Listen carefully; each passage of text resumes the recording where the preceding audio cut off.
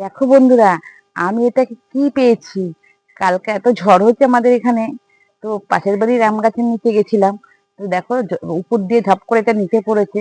আমি দেখলাম যে এটা একটা অর্কিড, আম গাছেই হয়েছিল। সেটা ঝড়েতে নিচে পড়ে গেছে দেখে আমি কুড়িয়ে নিয়ে এসেছি। তো এটাই আমি আজকে বসাবো। চলো।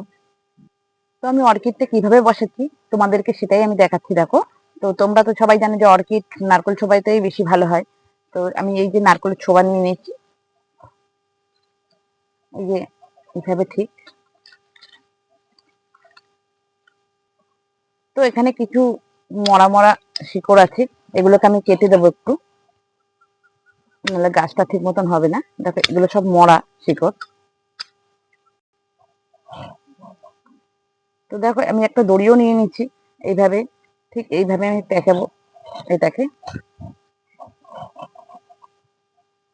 দেখো আমার তো এবার বসানো হয়ে গেছে, আমি এটাকে দড়ি দিয়ে ভালো করে আমি বেঁধে নিয়েছি, পেঁচিয়ে নিচ্ছি। এবার এটাকে আমি জল দিয়ে ভেজাবো। এবার আমি দেখো জলের মধ্যে এটাকে আমি ভিজিয়ে নিচ্ছি ভালো করে।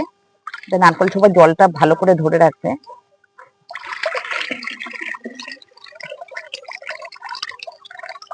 তো এটা জলে ভেজানোর পরে আমি দেখো ছাদের উপরে আমার একটা লাঠি পোতা আছে, তার উপরে তার মধ্যে আমি এটাকে ওভাবে ঝুলিয়ে দিলাম। তো আমার অর্কিডটা তোমাদের কেমন লাগছে, যদি ভালো লেগে থাকে একটা কমেন্টে জানিও।